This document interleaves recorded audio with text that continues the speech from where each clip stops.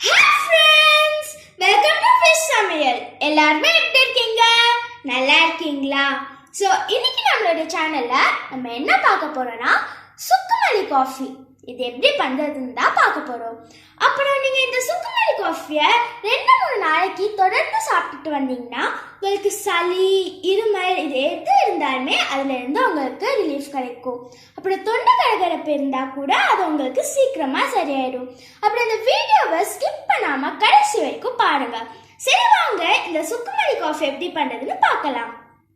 First நம்ம gas stove on பண்ணிட்டு அதுல ஒரு பாத்திரத்தை வச்சிடலாம்.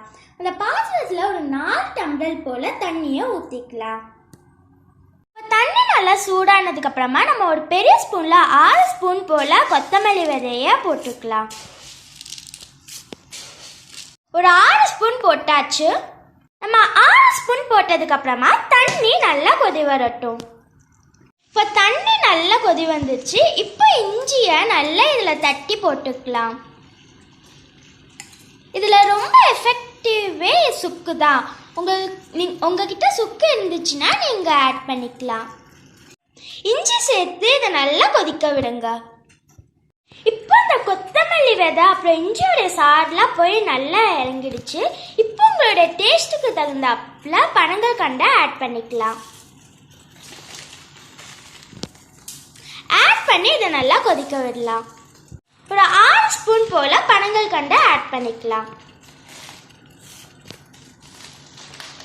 இப்போ சுக்குமல்லி காஃபி ரெடி ஆயிடுச்சு. இப்போ இதை வடிகட்டிடலாம்.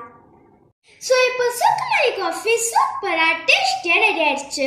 ஸோ நீங்களும் உங்களோட வீட்டில் இதை ட்ரை பண்ணி பார்த்து எப்படி இருக்குன்னு மறக்காம கமெண்ட் பாக்ஸில் கமெண்ட் பண்ணுங்க.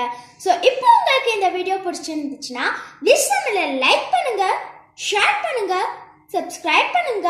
அப்புறம் மறக்காம கூடவே இருக்கிற அந்த பெல் ஐக்கானையும் கிளிக் பண்ணிடுங்க. அப்பதான் நாங்க அனுப்புற வீடியோ நோட்டிபிகேஷன்ல வரும். ஸோ இன்னொரு வீடியோல உங்களை நாங்க சந்திக்கிறோம். பாய்.